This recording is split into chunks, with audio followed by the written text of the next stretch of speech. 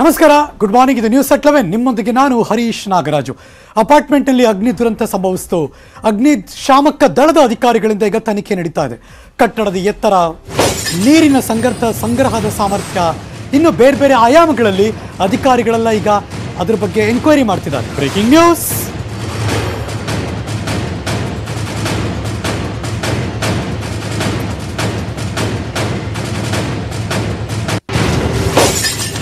ಕಟ್ಟಡದ set back ಎಷ್ಟಿದೆ ಅಂತ ತನಿಖೆ ಮಾಡ್ತಿದ್ದಾರೆ. ಅಗ್ನಿಶಾಮಕ ನಿಯಮಗಳ ಪಾಲನೆ ಬಗ್ಗೆ ತನಿಖೆ ಆಗ್ತಾ ಇದೆ.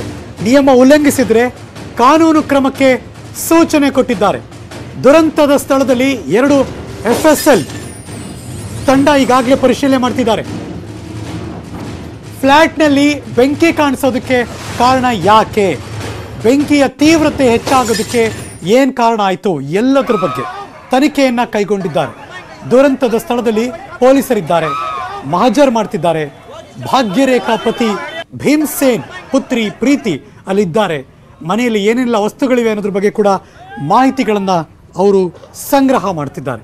ಇಡೀ ಅಪಾರ್ಟ್ಮೆಂಟ್ ಪರಿಶೀಲನೆ ಮಾಡ್ತಿದ್ದಾರೆ ತಂಡದವರು. ಫ್ಲ್ಯಾಟ್ನಲ್ಲಿರುವಂಥ ಅಂದರೆ ಹಾಲು, ಅಡುಗೆ ಮನೆ, ಕೊಠಡಿಗಳು, ಬಾತ್ರೂಮು ಎಲ್ಲ ಕಡೆಯೂ ಕೂಡ ಪರಿಶೀಲನೆ ಮಾಡ್ತಿದ್ದಾರೆ. ಟಿವಿ, ಫ್ರಿಡ್ಜ್, ವಾಷಿಂಗ್ ಮಿಷಿನ್ ಮತ್ತು ಚಾರ್ಜಿಂಗ್ ಪೋರ್ಟ್ಗಳು ಅಲ್ಲೆಲ್ಲ ಏನಾಗಿದೆ ಗೊತ್ತಾಗ್ಬಿಡುತ್ತೆ ಏನಾಗಿದ್ರು. ಸೊ ಹಾಗಾಗಿ ಅಡುಗೆ ಮನೆಯಲ್ಲಿ ಸ್ಯಾಂಪಲ್ಗಳನ್ನು ಪಡ್ಕೊತಾ ಇದ್ದಾರೆ FSL ತಂಡದವರು. ಎಲ್ಲದ್ರ ಬಗ್ಗೆ ಪರಿಶೀಲನೆ ಮಾಡಿ ಬಹುಶಃ ಸಂಜೆಗೆಲ್ಲ ಮುಗಿಸ್ತಾರೆ. ಅದಾದ್ಮೇಲೆ ಇದರ ಎನ್ಕ್ವೈರಿ ಆಗಿ ಫೈನಲಿ ನೋಡಬೇಕು ಯಾವಾಗ ರಿಸಲ್ಟ್ ಕೊಡ್ತಾರೆ, ಯಾಕಾಗಿದೆ ಅನ್ನೋದು ಪಕ್ಕ ಮಾಹಿತಿ ಸಿಗುತ್ತೆ. ಸೊ ದಟ್ ಬೇರೆಯವ್ರ ಇದರಿಂದ ಎಚ್ಚೆತ್ಕೊಳ್ತಾರೆ, ಬೇರೆಯವ್ರ ಇದರಿಂದ ಮುಂದಾಗುವ ಅನಾಹುತದಿಂದ ತಪ್ಪಿಸ್ಕೊಳ್ಳೋಕೆ ಸಾಧ್ಯ ಆಗುತ್ತೆ. ಬೇರೆಯವ್ರ ಇದರಿಂದ ಒಂದು ನೀತಿ ಪಾಠ ಕಲಿತಾರೆ, ಬೇರೆಯವ್ರ ಇದ್ರ ಬಗ್ಗೆ ಇನ್ನು ಜಾಸ್ತಿ ಅಲರ್ಟ್ ಆಗ್ತಾರೆ. ಹಾಗಾಗಿ ಈ ದುರಂತ ಮತ್ತು ಇದು ಯಾಕಾಯಿತು ಅನ್ನೋದು ಬಹಳ ಬಹಳ ಪ್ರಾಮುಖ್ಯತೆ ಪಡ್ಕೊಳ್ಳುತ್ತೆ. ಬಲಭಾಗದಲ್ಲಿ ನೋಡ್ತಾ ಇದ್ದೀರಾ, ಫೊರೆನ್ಸಿಕ್ ಲ್ಯಾಬ್ನವರು, ಪೊಲೀಸ್ನವರು, ಅಗ್ನಿಶಾಮಕದವರು, BBMP ಅವರು, ಬೆಸ್ಕಾಮ್ನವರು, ಹೀಗೆ ಎಲ್ಲರೂ ಅಲ್ಲಿದ್ದಾರೆ. ಈಗ ಎಲ್ಲರೂ ಅವ್ರವ್ರದ್ದೇ ಆಯಾಮದಲ್ಲಿ ತನಿಖೆ ಮಾಡ್ತಿದ್ದಾರೆ, ಸಂಗ್ರಹ ಮಾಡ್ತಿದ್ದಾರೆ, ದಾಖಲೆಗಳನ್ನು, ಒಂದಷ್ಟು ಫೋಟೋಸ್ಗಳನ್ನು ತಗೋತಿದ್ದಾರೆ. ಒಂದಷ್ಟು ಎಲ್ಲ ಮಾಹಿತಿಗಳು ಬೇಕು ಪಕ್ಕ ಅವ್ರಿಗೆ. ಬಿಕಾಸ್ ಯಾರೂ ಬರೋಕ್ಕೆ ಮುಂಚೆ ಇದೆಲ್ಲ ಮಾಡಿದಾಗ ಇವತ್ತು ಆಮೇಲೆ ಅವ್ರದನ್ನು ಎನ್ಕ್ವೈರಿ ಮಾಡ್ಕೋತಾರೆ. ಅದಾದಮೇಲೆ ಇನ್ನು ಬೇರೆ ಬೇರೆ ಅವ್ರಿಗೆ ಹ್ಯಾಂಡ್ ಓವರ್ ಮಾಡಿದ್ಮೇಲೆ ಅವ್ರು ಆಮೇಲೆ ರಿನೋವೇಷನ್ ಕಾರ್ಯ ಅದೆಲ್ಲ ಆಮೇಲೆ ಮಾಡ್ಕೋಬೇಕು. ಇನ್ಶೂರೆನ್ಸು ಅದು ಇದು ಎಲ್ಲ ಇರುತ್ತಲ್ಲ, ಸೊ ಆಗ ಅವರೆಲ್ಲ ಮಾಡ್ಕೋಬೇಕು. ಜೊತೆಗೆ ಈ ಥರ ಸುಟ್ಟಿರುವುದರಿಂದ ಬಿಲ್ಡಿಂಗ್ನ ಸ್ಟ್ರೆಂತ್ ಏನಿದೆ ಆ ಸ್ಟ್ರೆಂತ್ ಬಗ್ಗೆ ಕೂಡ ಒಂದಷ್ಟು ಚೆಕ್ ಆಗುತ್ತೆ. ಬಿಕಾಸ್ ಬೇರೆಯವ್ರು ವಾಸ ಮಾಡೋಕ್ಕೆ ಅದು ಅನುಕೂಲಕರವಾಗಿದೆಯಾ ಹೇಗೆ ಅನ್ನೋದು ಕೂಡ ಕನ್ಫರ್ಮ್ ಆಗಬೇಕಲ್ಲ. ಇಲ್ಲ ಬೇರೆಯವ್ರು ಬರೋಕ್ಕೆ ಹೆದರ್ಕೋತಾರೆ, ಹೆಂಗರು ಬೆಂಕಿ ಎತ್ಕೊಂಡ್ಬಿಟ್ಟಿದೆ ಎಷ್ಟೊತ್ತು, ಎಲ್ಲ ಬಿಲ್ಡಿಂಗ್ ಸ್ಟ್ರೆಂತ್ ಮೇಲೆ ಏನಾದರೂ ಎಫೆಕ್ಟ್ ಬಿದ್ದಿದ್ರೆ ಅಂತೆಲ್ಲ ಕೂಡ ಅನುಮಾನ ಇರುತ್ತೆ. ಸೊ ಹಾಗಾಗಿ ಆ ಸ್ಟ್ರೆಂತ್ ಬಗ್ಗೆ ಕೂಡ ಎಲ್ಲ ಮಾಹಿತಿ ಮಾಡಿ ಅದಕ್ಕೆ ಪಕ್ಕಾ ರಿಪೋರ್ಟ್ ಕೊಡಬೇಕು. ಆಮೇಲೆ ಆ ಬಿಲ್ಡಿಂಗ್ ಮತ್ತೆ ಹ್ಯಾಂಡ್ ಓವರ್ ಆಗುತ್ತೆ.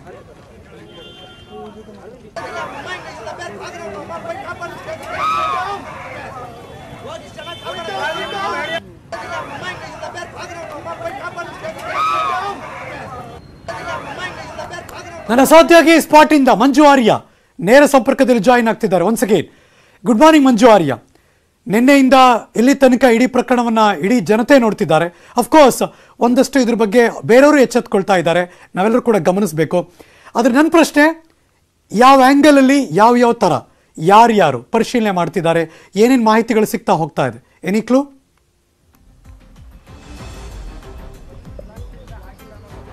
ಎಸ್, ಖಂಡಿತವಾಗ್ಲೂ ಹರೀಶ್, ಈಗಾಗಲೇ ಬೆಂಕಿ ಬಿದ್ದಂತಹ ಫ್ಲಾಟ್ಗೆ FSL ತಂಡದ ಜೊತೆಗೆ ಬೆಸ್ಕಾಂ ಅಧಿಕಾರಿಗಳು ಮತ್ತು BBMP ಅಧಿಕಾರಿಗಳು ಕೂಡ ಬಂದಿರುವಂತದ್ದು. ಒಟ್ಟಾರೆಯಾಗಿ 3 ವಿಶೇಷವಾಗಿ ಒಂದು ತಂಡಗಳಿಂದ ಕಂಪ್ಲೀಟ್ ಆಗಿ ಒಂದು ಫ್ಲಾಟ್ ಅನ್ನ ಪರಿಶೀಲನೆಯನ್ನ ಮಾಡ್ತಿದ್ದಾರೆ. ನೀವು ದೃಶ್ಯದಲ್ಲೂ ಕೂಡ ಅಷ್ಟೇ ಗಮನಿಸ್ತಾ ಇರಬಹುದು ನನ್ನ ಹಿಂಭಾಗದಲ್ಲಿ ಯಾವ ರೀತಿಯಾಗಿ ಪರಿಶೀಲನೆಯನ್ನ ಮಾಡ್ತಿದ್ದಾರೆ ಅಂತ. ಅಲ್ಲಿ ಪ್ರಮುಖವಾಗಿ FSL ನ ಅಧಿಕಾರಿಗಳು ಒಟ್ಟಾರೆಯಾಗಿ 3 ಕಡೆಗಳಲ್ಲಿ ಸತತವಾಗಿ ಒಂದು ಪರಿಶೀಲನೆ ಮಾಡ್ತಿದ್ದಾರೆ. ಮೊದಲನೇದಾಗಿ ಅತಿ ಹೆಚ್ಚಾಗಿ ಡ್ಯಾಮೇಜ್ ಆಗಿರುವಂತದ್ದು ಅಡಿಗೆ ಮನೆ ಅನ್ನುವಂಥದ್ದನ್ನು ಕೂಡ ಈಗಾಗಲೇ ಹೇಳ್ತಿದ್ದಾರೆ. ಆ ಒಂದು ಕಾರಣಕ್ಕೋಸ್ಕರ ಅಡಿಗೆ ಮನೆಯಲ್ಲಿದ್ದಂತಹ ಒಂದು ಗ್ಯಾಸ್ ಸಿಲಿಂಡರ್ ಏನಾದ್ರೂ ಬ್ಲಾಸ್ಟ್ ಆಗಿದೆಯಾ ಅಥವಾ ಏನು ಪೈಪ್ ಮುಖಾಂತರವಾಗಿ ಏನಾದ್ರೂ ಗ್ಯಾಸ್ ಸೋರಿಕೆ ಆಗಿ ಈ ಒಂದು ಇನ್ಸಿಡೆಂಟ್ ಆಗಿದೆಯಾ ಅನ್ನೋದ್ರ ಬಗ್ಗೆ ಕೂಡ ಅಷ್ಟೇ ಒಂದಷ್ಟು ಪರಿಶೀಲನಾ ಕಾರ್ಯದಲ್ಲಿ ಕೂಡ ಅಷ್ಟೇ ಈಗಾಗಲೇ FSL ನ ಅಧಿಕಾರಿಗಳು ತೊಡಗಿದ್ದಾರೆ. ಮತ್ತೊಂದು ಕಡೆ ಬೆಸ್ಕಾಂ ಅಧಿಕಾರಿಗಳು ಕೂಡ ಅಷ್ಟೇ ಒಂದು ಹಾಲ್ ನಲ್ಲಿರುವಂತಹ ಒಂದಷ್ಟು ಪೋರ್ಟ್ ಏನಿದೆ ಆ ಒಂದು ಪೋರ್ಟ್ ನನ್ನು ಕೂಡ ಅಷ್ಟೇ ಪರಿಶೀಲನೆ ಮಾಡ್ತಿದ್ದಾರೆ. ಒಂದು ವೇಳೆ ಅದು ಶಾರ್ಟ್ ಸರ್ಕ್ಯೂಟ್ ಇಂದ ಏನಾದ್ರೂ ಈ ಒಂದು ಇನ್ಸಿಡೆಂಟ್ ಆಗಿದೆಯಾ, ಶಾರ್ಟ್ ಸರ್ಕ್ಯೂಟ್ ನಿಂದ ಹಾಲ್ ನಲ್ಲಿರುವಂತಹ ಒಂದಷ್ಟು ವಸ್ತುಗಳು ಏನಾದ್ರು ಸುಟ್ಟು ಭಸ್ಮವಾಗಿತ್ತಾ ಏನನ್ನೋದ್ರ ಬಗ್ಗೆ ಕೂಡ ಅಷ್ಟೇ ಅಧಿಕಾರಿಗಳು ಪರಿಶೀಲನೆ ಮಾಡ್ತಿದ್ದಾರೆ. ಮತ್ತೊಂದು FSL ನ ತಂಡದಿಂದ ಈಗ ಒಂದು ಟಿವಿ ಆಗಿರ್ಬೋದು, ಫ್ರಿಡ್ಜ್ ಮತ್ತು ವಾಷಿಂಗ್ ಮಿಷಿನ್ ಮತ್ತು ಇನ್ನೊಂದು ಶೌಚಾಲಯದಲ್ಲಿರುವಂತಹ ಒಂದು ಗ್ಯಾಸ್ ಗೀಸರ್ ನ ಬಗ್ಗೆ ಕೂಡ ಅಷ್ಟೇ ಒಂದು ಪರಿಶೀಲನೆಯನ್ನ ಮಾಡ್ತಿರುವಂತದ್ದು. ಒಟ್ಟಾರೆಯಾಗಿ ಸುಮಾರು 10ಕ್ಕೂ ಅಧಿಕ FSL ನ ಅಧಿಕಾರಿಗಳು ಮತ್ತು ಬೆಸ್ಕಾಂ ನ ಅಧಿಕಾರಿಗಳಿಂದ ಈ ಒಂದು ಕಂಪ್ಲೀಟ್ ಆಗಿ ಫ್ಲಾಟ್ ಅನ್ನ ಪರಿಶೀಲನೆ ಮಾಡ್ತಿದ್ರೆ. ಜೊತೆಗೆ ಯಾವುದೇ ಒಂದು ಮಹಜರು ಮಾಡುವಂತಹ ಪ್ರಕ್ರಿಯೆಯಲ್ಲಿ ಈ ಒಂದು ಮನೆಯ ಮಾಲೀಕ ಭೀಮಾ ಸೇನ್ ಏನಿದ್ದಾನೆ ಆತನನ್ನು ಕೂಡ ಈಗಾಗಲೇ ಅಧಿಕಾರಿಗಳು ಕರ್ಕೊಂಡು ಬಂದಿದ್ದಾರೆ. ಆತನಿಂದಲೂ ಕೂಡ ಸ್ಟೇಟ್ಮೆಂಟ್ ಅನ್ನ ಪಡಿತಿದ್ದಾರೆ. ಯಾಕಂದ್ರೆ ಯಾವ ಜಾಗದಲ್ಲಿ ಯಾವ ವಸ್ತುಗಳನ್ನ ಮನೆಯಲ್ಲಿ ಇಟ್ಟಿದ್ರಿ ಅನ್ನೋದನ್ನು ಕೂಡ ಅವರಿಂದಲೂ ಕೂಡ ಒಂದು ಸ್ಟೇಟ್ಮೆಂಟ್ ಪಡ್ಕೊಂತಿದ್ದಾರೆ. ಒಂದು ವೇಳೆ ಏನಾದ್ರೂ ಸ್ಫೋಟಕವಾದಂತಹ ವಸ್ತುಗಳೇನಾದ್ರೂ ಮನೆಯಲ್ಲಿ ಇತ್ತ ಅನ್ನೋದ್ರ ಬಗ್ಗೆ ಕೂಡ ಒಂದಷ್ಟು ಪ್ರಶ್ನೆಗಳನ್ನ ಈಗಾಗಲೇ ಮನೆಯ ಮಾಲೀಕನಿಗೂ ಕೂಡ ಅಷ್ಟೇ ಫ್ಲಾಟ್ ನ ಒಳಭಾಗದಲ್ಲಿ ಮಾಡ್ತಿದ್ರೆ. ಸದ್ಯದ ಮಟ್ಟಿಗೆ ಮನೆಯಲ್ಲಿ ಯಾವುದೇ ರೀತಿಯಂತ ಸ್ಫೋಟಕ ವಸ್ತುಗಳು ಕೂಡ ಇರಲಿಲ್ಲ ಅನ್ನುವಂಥದ್ದನ್ನು ಕೂಡ ಹೇಳ್ತಿರುವಂತದ್ದು. ಅದು ಬಿಟ್ರೆ ಈ ಒಂದು ಅಡಿಗೆ ಮನೆಯಲ್ಲಾಗಿರುವಂತಹ ಅತಿ ಹೆಚ್ಚಿನ ಡ್ಯಾಮೇಜ್ ಅನ್ನ ನೋಡ್ತಾ ಇದ್ರೆ ಬಹುತೇಕ ಗ್ಯಾಸ್ ಸೋರಿಕೆ ಆಗಿ ಈ ಒಂದು ಇನ್ಸಿಡೆಂಟ್ ಆಗಿರಬಹುದು ಅನ್ನೋದು ಕೂಡ ಅಷ್ಟೇ ಪ್ರೈಮರಿಯಾಗಿ FSL ನ ಅಧಿಕಾರಿಗಳು ಅಲ್ಲಿ ಸ್ಥಳೀಯ ಪೊಲೀಸರಿಗೆ ಮಾಹಿತಿಯನ್ನು ಕೊಡ್ತಿದ್ದಾರೆ. ಸದ್ಯಕ್ಕೆ ನೀವು ದೃಶ್ಯದಲ್ಲಿ ಗಮನಿಸ್ತಾ ಇರಬಹುದು, ಸತತವಾಗಿ 45 ನಿಮಿಷಗಳಿಂದಲೂ ಕೂಡ ಅಷ್ಟೇ ಪ್ರತಿಯೊಂದು ಕಡೆ ನೀವು ನೋಡ್ತಾ ಇರಬಹುದು. ಏನು ಈ ಒಂದು ಬಲಭಾಗದಲ್ಲಿ ಏನೊಂದು ದೃಶ್ಯ ಕಾಣ್ತಿದೆ ಅದು ಅಡಿಗೆ ಮನೆ ಅದೇ ಒಂದು ಪ್ಲೇಸ್ ನಲ್ಲಿ ಇತ್ತು. ಆ ಒಂದು ಕಾರಣಕ್ಕೋಸ್ಕರ ಮತ್ತು ಅದು ಒಂದು ಅಡಿಗೆ ಮನೆ ಇದ್ದಂತ ಜಾಗ ಏನಿದೆ ಆ ಒಂದು ಅಡಿಗೆ ಮನೆ ಇದ್ದಂತ ಜಾಗ ಕಂಪ್ಲೀಟ್ ಆಗಿ ತುಂಬಾನೇ ಡ್ಯಾಮೇಜ್ ಆಗಿದೆ. ಆ ಒಂದು ಕಾರಣಕ್ಕೋಸ್ಕರ ಬಹುತೇಕ ಅಡಿಗೆ ಮನೆಯಲ್ಲಿ ಏನಾದ್ರೂ ಬ್ಲಾಸ್ಟ್ ಆಗಿದೆಯಾ ಅಥವಾ ಸಿಲಿಂಡರ್ ಏನಾದ್ರೂ ಬ್ಲಾಸ್ಟ್ ಆಗಿತ್ತಾ, ಗ್ಯಾಸ್ ಸೋರಿಕೆ ಆಗ್ಬಿಟ್ಟು ಲೈಟ್ ಹಾಕಿದಂತಹ ವೇಳೆಯಲ್ಲಿ ಈ ರೀತಿ ಅಂತ ಅನಾಹುತ ಆಯ್ತಾ. ಮತ್ತು ದೇವರ ಮನೆಯಲ್ಲಿ ಸುಮಾರು 10 ರಿಂದ 15 ದೀಪಗಳನ್ನು ಕೂಡ ಹಚ್ಚಿದ್ರು. ಆ ಒಂದು ಬೆಂಕಿ ಆವರಿಸಿಕೊಂಡಿದ್ಯಾ ಅನ್ನುವಂಥದ್ದು ಕೂಡ ಈಗಾಗಲೇ ಒಂದು ರೀತಿಯಾದಂತ ಒಂದು ಅನುಮಾನ ಮೂಡುವಂತೆ ಮಾಡಿದೆ. ಆ ಒಂದು ಕಾರಣಕ್ಕೂ ಮತ್ತು ಇನ್ನೊಂದು ಕಡೆ ಆ ಒಂದು ಮಹಿಳೆ ಏನು ಸುಟ್ಟು ಕರಕಲಾಗಿದ್ದಂತಹ ಜಾಗವನ್ನು ಕೂಡ ಅಷ್ಟೇ ಒಂದು ರೀತಿ ಪರಿಶೀಲನೆ ಮಾಡ್ತಿದ್ದಾರೆ. ಯಾಕಂದ್ರೆ ಒಂದು ವೇಳೆ ಏನಾದ್ರೂ ಆಕೆ ತಪ್ಪಿಸ್ಕೊಳ್ಳೋದಕ್ಕೆ ಎಲ್ಲಾದ್ರೂ ಪ್ರಯತ್ನ ಇತ್ತ ಏನೋ ಅನ್ನೋದ್ರ ಬಗ್ಗೆ ನೋಡ್ತಿದ್ದಾರೆ. ಒಟ್ಟಾರೆಯಾಗಿ FSL ನ ಸುಮಾರು 10 ಜನ FSL ನ ಅಧಿಕಾರಿಗಳಿಂದ ಕಂಪ್ಲೀಟ್ ಆಗಿ ಒಂದು ಫ್ಲಾಟ್ ನ ಪರಿಶೀಲನೆಯನ್ನ ಮಾಡ್ತಿರುವಂತದ್ದು. ಪ್ರಮುಖವಾಗಿ ಫ್ಲಾಟ್ ನಲ್ಲಿ ಇರುವಂತಹ 3 ಜಾಗಗಳಲ್ಲಿ ಪರಿಶೀಲನೆಯನ್ನ ಈಗಾಗಲೇ ಮಾಡ್ತಿದ್ದಾರೆ. ಜೊತೆಗೆ ಅಲ್ಲಿದ್ದಂತಹ ಒಂದಷ್ಟು ಸ್ಯಾಂಪಲ್ ಗಳನ್ನ ಕಲೆಕ್ಟ್ ಮಾಡ್ಕೊಂತಾರೆ. FSL ನ ಅಧಿಕಾರಿಗಳು ಅನ್ನಂತ ವೇಳೆಯಲ್ಲಿ ಒಂದಷ್ಟು ಸ್ಯಾಂಪಲ್ಸ್ ಅನ್ನ ಕಲೆಕ್ಟ್ ಮಾಡ್ತಾರೆ. ಯಾವ ರೀತಿಯಂತ ಕೆಮಿಕಲ್ ಏನಾದ್ರೂ ಅಲ್ಲಿ ಮಿಕ್ಸ್ ಆಗಿದೆಯಾ ಆ ಒಂದು ಇದರಲ್ಲಿ ಅಂತಾನು ಕೂಡ ಪರಿಶೀಲನೆ ಮಾಡ್ತಾರೆ. ಜೊತೆಗೆ ಪ್ರಮುಖವಾಗಿ ಯಾವ ಕಾರಣದಿಂದ ಈ ಒಂದು ಘಟನೆ ಆಗಿದೆ ಮತ್ತು ಬೆಂಕಿ ಆವರಿಸಿಕೊಂಡಿದೆ ಅನ್ನೋದನ್ನು ಕೂಡ ಅಷ್ಟೇ FSL ನ ಅಧಿಕಾರಿಗಳು ಆ ಒಂದು ಸ್ಯಾಂಪಲ್ ಗಳನ್ನ ಕಲೆಕ್ಟ್ ಮಾಡ್ಕೊಂಡು ಹೋಗಿ ಅದನ್ನ ಲ್ಯಾಬ್ ನಲ್ಲಿ ಪರಿಶೀಲನೆ ಮಾಡಿದಂತ ವೇಳೆಯಲ್ಲಿ ಎಕ್ಸಾಕ್ಟ್ ಆಗಿ ಇದೇ ಒಂದು ರೀಸನ್ ಗೆ ಈ ಒಂದು ಬೆಂಕಿ ಆಗಿದೆ ಅನ್ನೋದ್ರ ಬಗ್ಗೆ ಕೂಡ ಅಷ್ಟೇ ರಿಪೋರ್ಟ್ ಬರುತ್ತೆ. ತದನಂತರ ಆ ಒಂದು ರಿಪೋರ್ಟ್ ಅನ್ನ ಸ್ಥಳೀಯ ಪೊಲೀಸರಿಗೆ ಅಂದ್ರೆ ಯಾವ ಸ್ಟೇಷನ್ ಅಲ್ಲಿ ಈ ಒಂದು ಪ್ರಕರಣ ದಾಖಲಾಗಿತ್ತು ಆ ಒಂದು ಸ್ಟೇಷನ್ಗೆ ಅದನ್ನ ಕಳಿಸ್ಕೊಡ್ತಾರೆ. ಅದರಂತೆ ಪೊಲೀಸರು ಮುಂದಿನ ಒಂದು ತನಿಖೆಯನ್ನು ಕೂಡ ಅಷ್ಟೇ ನಡೆಸ್ತಾರೆ. ಹರೀಶ್, ಬಿಲ್ಡಿಂಗ್ ಮತ್ತೆ ಅಷ್ಟೇ ಸ್ಟ್ರೆಂತ್ ಆಗಿದೆ, ಓಕೆ ಅಪ್ಪ ನಮ್ಗೇನು ಪ್ರಾಬ್ಲಮ್ ಇಲ್ಲ, ಮತ್ತೆ ನಾವು ವಾಸ ಮಾಡ್ತೀವಿ ಅಂತ ಜನ ಯಾವಾಗ ವಾಪಸ್ ಹೋಗ್ಬೋದು, ಯಾವಾಗ ಮತ್ತೆ ಹ್ಯಾಂಡ್ ಓವರ್ ಆಗುತ್ತೆ?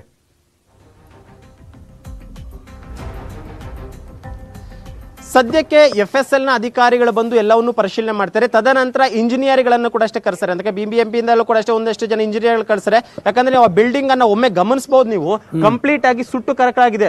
ಒಂದು ವೇಳೆ ಅದು ವಾಸಿಸೋದಕ್ಕೆ ಸ್ಟ್ರೆಂತ್ ಇದೆಯಾ ಇಲ್ವಾ ಅನ್ನೋದನ್ನು ಕೂಡ ಅಷ್ಟೇ ಪರಿಶೀಲನೆ ಮಾಡಬೇಕು. ಅದೇನಾದ್ರೂ ಸ್ಟ್ರೆಂತ್ ಇಲ್ಲ ಅನ್ನಂತ ವೇಳೆಯಲ್ಲಿ ನಾಳೆ ದಿನ ಮಳೆ ಬಂತು, ಜೋರಾಗಿ ಮಳೆ ಬಂದಂತ ವೇಳೆಯಲ್ಲಿ ಮತ್ತೆ ಅದು ಕುಸಿಯುವಂತಹ ಸಾಧ್ಯತೆಗಳು ಇದೆಯಾ ಏನೋ ಅನ್ನೋದ್ರ ಬಗ್ಗೆ ಕೂಡ ಪರಿಶೀಲನೆ ಮಾಡ್ತಾರೆ. ಒಂದು ವೇಳೆ ಆ ರೀತಿ ಕುಸಿಯುತ್ತೆ, ಆ ಬಿಲ್ಡಿಂಗು ಜಾಸ್ತಿ ಸುಟ್ಟಂತಹ ಒಂದು ಕಾರಣಕ್ಕೋಸ್ಕರ ಕಂಪ್ಲೀಟ್ ಆಗಿ ಕಲುಷಿತವಾಗಿದೆ, ಅದ್ ನಾಳೆ ದಿನ ಡ್ಯಾಮೇಜ್ ಆಗಬಹುದು ಅಂತ ಏನಾದ್ರೂ ಇದ್ದಂತ ವೇಳೆಯಲ್ಲಿ ಅದನ್ನ ಬೇರೆ ರೀತಿಯಾದಂತಹ ಪರ್ಯಾಯ ವ್ಯವಸ್ಥೆ ಹೇಗೆ ಮಾಡಬಹುದು ಅಥವಾ ಆ ಒಂದು ಬಿಲ್ಡಿಂಗ್ ಅನ್ನು ಒಡೆದು ಬೇರೆ ನಿರ್ಮಾಣ ಮಾಡಬೇಕಾ ಏನು ಅನ್ನೋದ್ರ ಬಗ್ಗೆ ಕೂಡ ಅಧಿಕಾರಿಗಳು ಒಂದು ಸಭೆಯನ್ನ ಮಾಡ್ತಾರೆ. ಸದ್ಯಕ್ಕೆ ಮಟ್ಟಿಗೆ ನೀವು ಗಮನಿಸ್ತಾ ಇದ್ರೆ ಆ ಒಂದು ಫ್ಲಾಟ್ ಮತ್ತು ಮೇಲ್ಭಾಗದಲ್ಲಿರುವಂತಹ ಒಂದು ಫ್ಲಾಟ್ ಮಾತ್ರ ಕಂಪ್ಲೀಟ್ ಆಗಿ ಒಂದಷ್ಟು ರೀತಿಯಂತ ಸುಟ್ಟ ಒಂದು ಮಾರ್ಕ್ಗಳು ಜಾಸ್ತಿ ಇದೆ. ಬಹುತೇಕ ಅದು ಹೊಗೆ ಹೋಗಿದ್ದಂತ ಕಾರಣಕ್ಕೋಸ್ಕರ ಆ ರೀತಿ ಬ್ಲಾಕ್ ಆಗಿದೆಯಾ ಅಥವಾ ಆ ಒಂದು ಗೋಡೆ ಗಂಟೆಗಟ್ಟಲೆ ಸುಟ್ಟಿರುವಂತ ಕಾರಣಕ್ಕೆ ಅದು ಸ್ಟ್ರೆಂತ್ ಕಡಿಮೆ ಆಗಿದೆಯಾ ಅನ್ನೋದನ್ನ ಪರಿಶೀಲನೆ ಮಾಡಬೇಕಾಗುತ್ತೆ. ಅದು ಬಿಟ್ಟರೆ ಉಳಿದಂತ ಫ್ಲಾಟ್ಗಳು ಯಾವುದೇ ರೀತಿಯಂತ ಡ್ಯಾಮೇಜ್ ಆಗಿಲ್ಲ, ಎಲ್ಲವೂ ಕೂಡ ನಾರ್ಮಲ್ ಆಗಿದೆ. ಬಹುತೇಕ ಇವತ್ತು ಮತ್ತು ನಾಳೆ ಒಂದೆರಡು ದಿನಗಳು ಬಿಟ್ಕೊಂಡು ಬಹುತೇಕ ಅಪಾರ್ಟ್ಮೆಂಟ್ ನಲ್ಲಿ ಅಕ್ಕಪಕ್ಕದ ಫ್ಲಾಟ್ ಅವ್ರಿಗೆ ಇಲ್ಲಿ ಬಂದು ಉಳ್ಕೊಳ್ಳೋದಕ್ಕೆ ಒಂದು ಅವಕಾಶ ಮಾಡಿಕೊಡ್ಬೇಕು ಸದ್ಯದ ಮಟ್ಟಿಗೆ. ಯಾಕಂದ್ರೆ ಬೆಂಕಿಯ ಕೆನ್ನಾಲಿಗೆ ಅನ್ನುವಂಥದ್ದು ಸ್ವಲ್ಪ ಇದ್ರೂ ಕೂಡ ಮತ್ತೆ ಅದು ಉತ್ಪತ್ತಿಯಾಗುವಂತ ಸಾಧ್ಯತೆ ಇರುತ್ತೆ. ಆ ಒಂದು ಕಾರಣಕ್ಕೋಸ್ಕರ ಕಂಪ್ಲೀಟ್ ಆಗಿ FSL ನ ಅಧಿಕಾರಿಗಳು ಮತ್ತು ಅಗ್ನಿಶಾಮಕ ದಳದ ಅಧಿಕಾರಿಗಳು ಒಂದು ಪರಿಶೀಲನೆ ಮಾಡಿ ಇಲ್ಲಿ ಓಕೆ ಇನ್ನು ಯಾವುದೇ ರೀತಿಯಂತ ಇನ್ಸಿಡೆಂಟ್ ಇನ್ನು ಆಗಲ್ಲ ಈ ಮನೆಯಲ್ಲಿ, ಮತ್ತೆ ಬೆಂಕಿಯು ಕೂಡ ಸಂಪೂರ್ಣವಾಗಿ ನಂದಿಸಿದೀವಿ ಅನ್ನಂತ ವೇಳೆಯಲ್ಲಿ ಮಾತ್ರ ಪಕ್ಕದ ಅಪಾರ್ಟ್ಮೆಂಟ್ ನ ನಿವಾಸಿಗಳಿಗೆ ಇಲ್ಲಿ ಬಂದು ವಾಸ ಮಾಡೋದಕ್ಕೆ ಅದಕ್ಕೆ ಅವಕಾಶವನ್ನ ಮಾಡಿಕೊಡ್ತಾರೆ.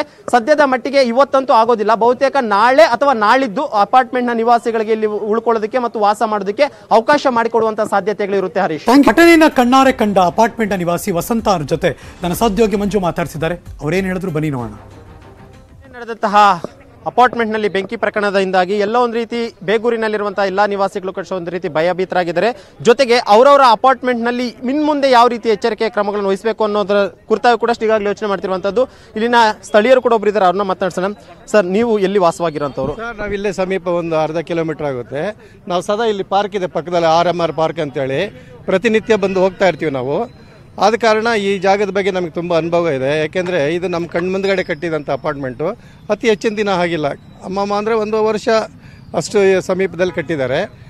ಆದರೆ ಇವಾಗ ಇತ್ತೀಚೆಗೆ ಹೊಸದಾಗಿ ಕಟ್ಟಿರೋ ಅಪಾರ್ಟ್ಮೆಂಟ್ಗಳಲ್ಲಿ ಉತ್ತಮವಾದಂತಹ ಇದೆಲ್ಲ ಅಳವಡಿಸ್ಕೋಬೇಕಾಗುತ್ತೆ. ಯಾಕೆಂದರೆ ಹಳೆಗಿಂತ ಈಗ ಹೊಸದಾಗಿ ಬರೋವಾಗ ಟೆಕ್ನಾಲಜಿ ಮುಂದೆ ಬಂದಿರೋ ಕಾರಣ ಎಲ್ಲ ರೀತಿ ಸೇಫ್ಟಿಯಿಂದ ಅಪಾರ್ಟ್ಮೆಂಟ್ಗಳು ಕಟ್ಟಬೇಕು. ಯಾವುದೇ ಅಪಾರ್ಟ್ಮೆಂಟ್ ಆಗಲಿ ಫಸ್ಟು ಫೈರ್ ಎಕ್ಸಿಟ್ ಇರಬೇಕು, ವಾಟರ್ ಇರಬೇಕು, ಆಮೇಲೆ ಎಕ್ಸಿಟ್ ಇರಬೇಕು. ಇವೆಲ್ಲ ಕರೆಕ್ಟಾಗಿದ್ದರೆ ಮಾತ್ರನೇ ಅದಕ್ಕೆ ಲೈಸೆನ್ಸ್ ಕೊಟ್ಟು ಇದು ಮಾಡಬೇಕು.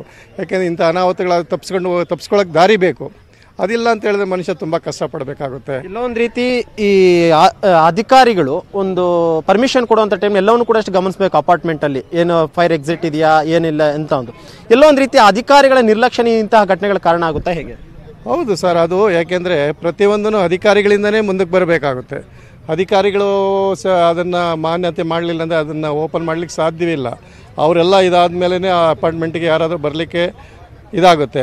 ಅವ್ರದ್ದು ಯಾವುದೇ ರೀತಿ ಒಂದು ಇದು ಸಿಗ್ನೇಚರ್ ಇಲ್ಲದ್ರೆ ಯಾವ ಕೆಲಸನೂ ಆಗೋದಿಲ್ಲ.